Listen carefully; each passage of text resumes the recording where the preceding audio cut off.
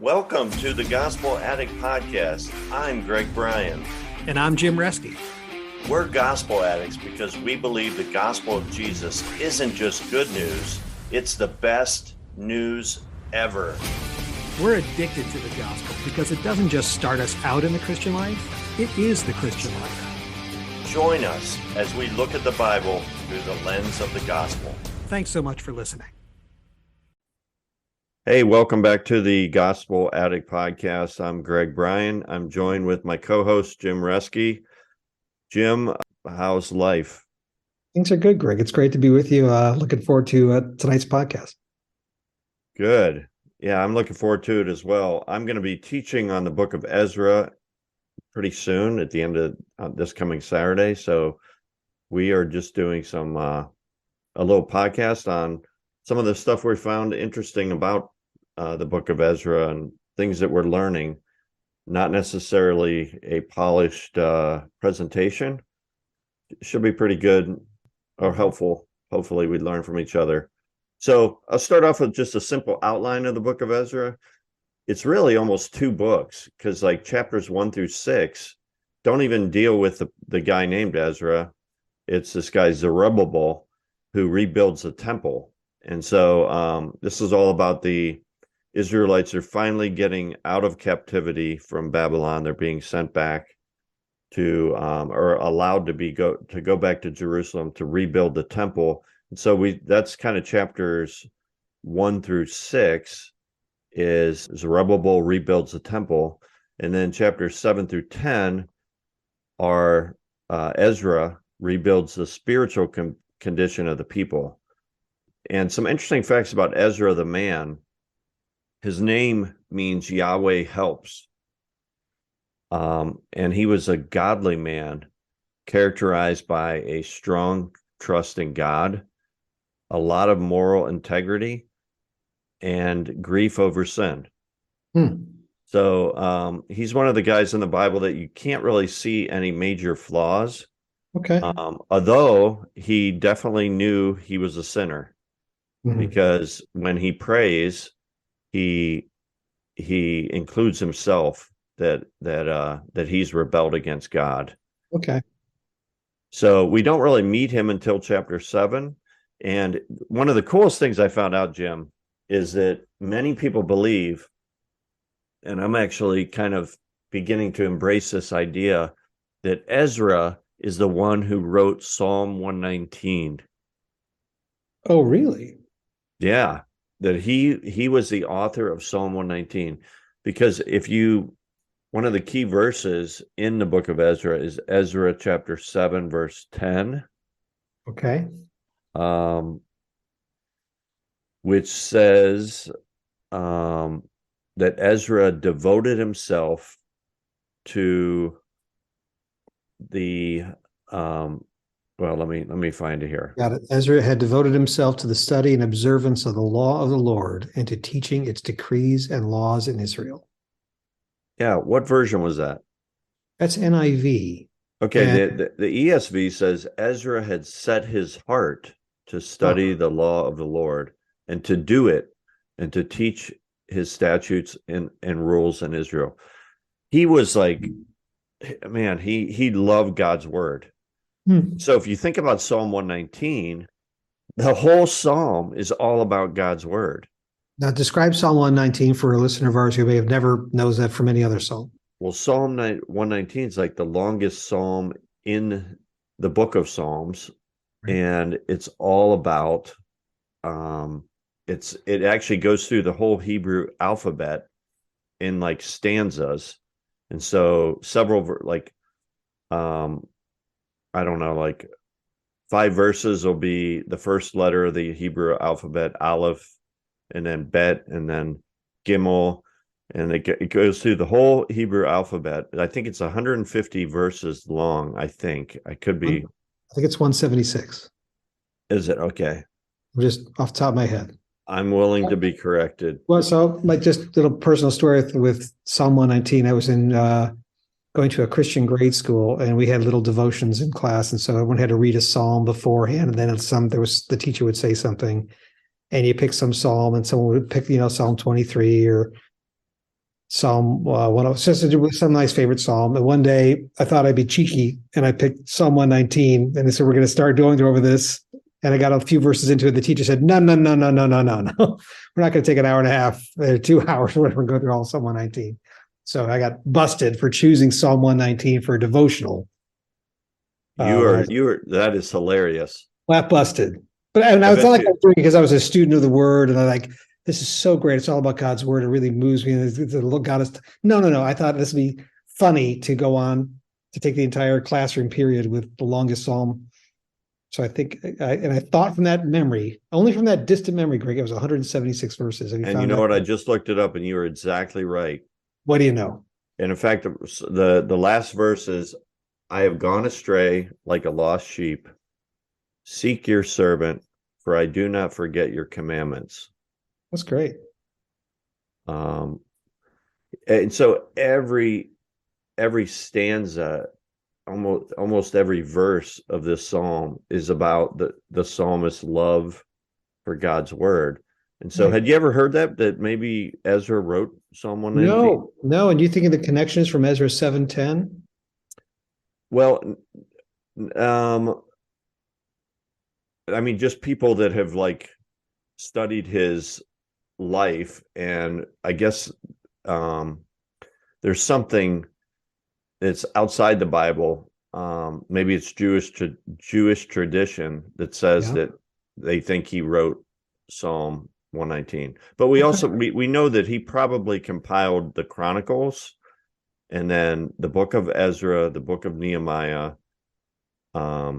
He put together a lot of the history and these books. So anyway, interesting.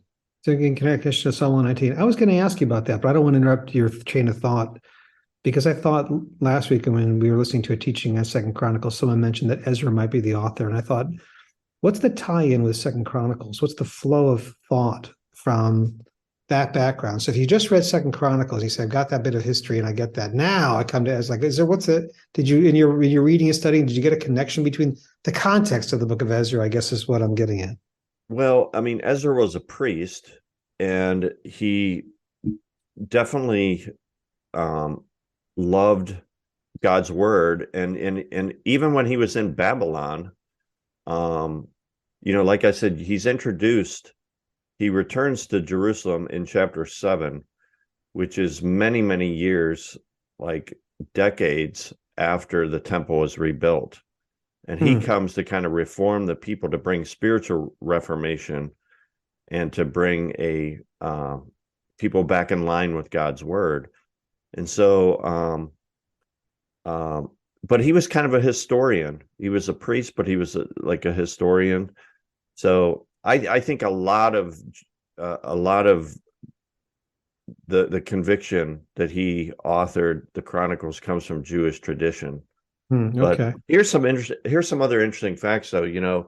During the time of the book, during the time period that's covered in the book of Ezra, did you know Buddha was living in India? No, is that right? Yeah. And Confucius was living in China. And Really? Socrates was living in Greece. Oh my gosh. All three of those guys were alive during the book of Ezra. Wow. That's pretty interesting, isn't it? I'll say. Yeah. Yeah. And then 2 centuries before the temple was rebuilt, Isaiah had recorded in Isaiah chapter 44, verse 28, who says of Cyrus, he is my shepherd, and he shall perform all my pleasure, saying to Jerusalem, you shall build, and to the temple, your foundation shall be laid.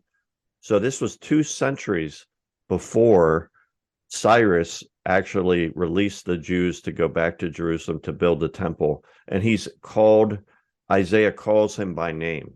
By name. 2 centuries beforehand. So back to the beginning of the book of Ezra, what prompts or what happens at the beginning of the book with Zerubbabel, right? Yeah, Zerubbabel brings... I've heard it both ways. Oh, have you? It's an old joke. I had to say that. Oh. It could be dead wrong. I don't know. Well, Zerubbabel comes back. And one of the interesting facts about that I read is that about 49,000 Jews returned to Jerusalem to help rebuild the temple, but that's out of like 2 to 3 million that were in Babylon. Oh, is that right? So not all of them came back.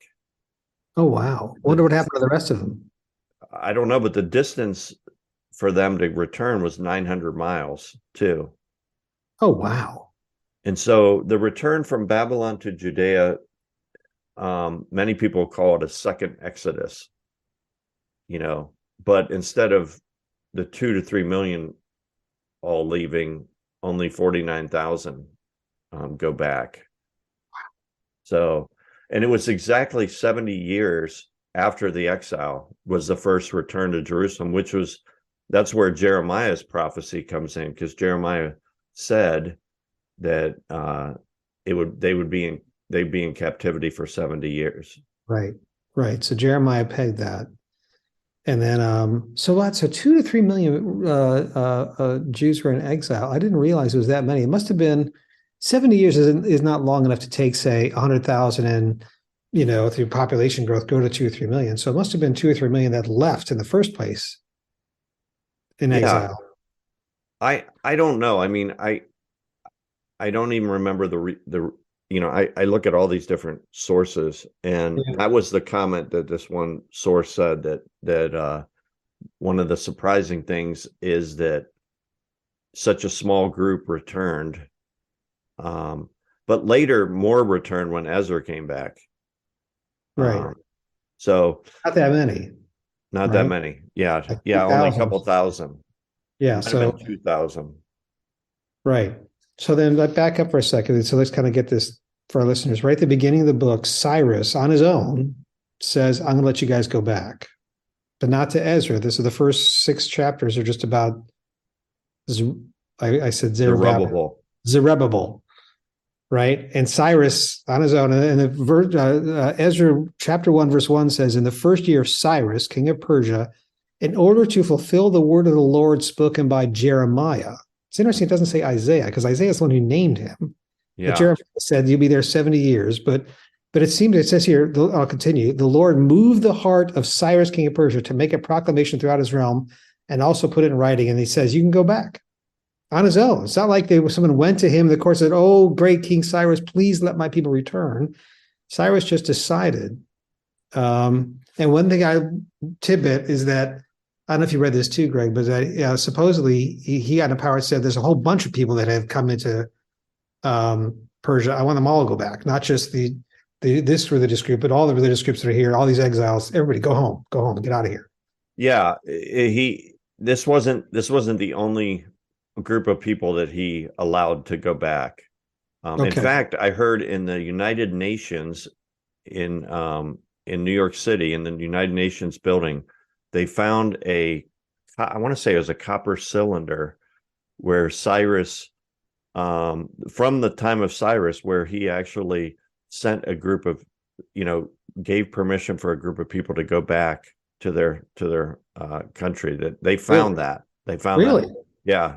Was it the Jewish people or different? Not the Jewish people, a different people. Okay. So it was true. There was other people groups. He said, you can go. You can all go. Time to get out.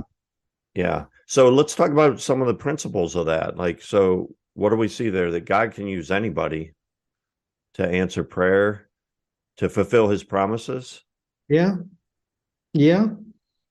I definitely think one of the big lessons in the book of Ezra is that God is faithful to his promises. That because God had promised that to restore the Jewish people to their homeland. Right. And here we see a fulfillment of that. So I think that's definitely one of the principles there. You think that because he had an explicit prophecy for 70 years that, in year 69, they were sitting around saying 1 more year to go and we're all out of here? Probably not. It's just like when Jesus said, look, I'm going to die and 3 days later I'm going to rise. Yeah. He said it 4 times in the Gospels, right? Yeah. And he probably, those are what we know he said, he may have said it way more than that. That's just what we have recorded. And yet Yeah, none of on them. day 2, they weren't like, I can't sleep because Yeah, because tomorrow's the great day he's going to rise from the dead. Like, no, they all lost all hope completely. They just, I guess, forgot about that or didn't ever believe it to begin with. But yeah. yeah, so 70 years into the year, the prophecy is fulfilled. So that's a good lesson. So that's your one of your first points. That God is faithful. Well, that's one of the lessons I draw. Another one is that God can use the most unlikely people for his purposes. Okay. And that's, you see that in how he used Cyrus, a pagan king, to bring about the restoration of Jerusalem. Mm-mm. And, that's a pretty good point. Yeah. Yeah. And then, there's probably a principle that God's plans are greater than our own plans, that even when things seem difficult or impossible, God was able to bring about, the restoration and renewal to the Jewish people. Like you said, they probably weren't even counting the years, even if they were familiar with Jeremiah's prophecy. I mean, maybe there were some that were like thinking about it at least. But it just seems so unlikely or impossible. Right. So God can do the impossible. Yeah. There's also lessons on prayer. Yeah. Yeah, I mean, you see Ezra and the other leaders are regularly praying to God for guidance and help, and they're confessing sin. And I forget which chapter it is. Let me think. There's a really cool prayer. I think in chapter 9. In chapter 9, there's a great prayer. Before we get to that, so the basic structure, because you were touching on this, the basic structure is the first 6 chapters or the first 7 chapters kind of go together. I think it's the first 6, right? The first 6. And that's about Zerubbabel. And it's the first return when Cyrus says you can go. And they go back to rebuild the temple. And then I think 50 years go by, 49 years go by. Yeah, I think so. And in the middle of that time, the book of Esther is written. The Significant in Esther takes place. Haggai and Zechariah, I think, are also written. But then like 49 years later, around 50 years later, chapter 7 picks up, and that's when Ezra himself comes back. And that's the first return was for the rebuild the temple. Now it's rebuild the spiritual life of the community with Ezra, right? Yeah. And then there actually is a third return with Nehemiah when they come to rebuild the walls. And all 3 are instigated, I think, at the heart of the Persian king, right? Yep. The secular leader at the time is the one who says you can go. So God is clearly working in the heart to accomplish his plans. Thanks for listening to this episode of the Gospel Addict Podcast. Feel free to contact us via email at gospeladdictpodcast@gmail.com. Stay tuned for our next episode, and remember, on your worst days, you're never beyond the reach of God's grace, and on your best days, you're never beyond the need of God's grace. See you next time.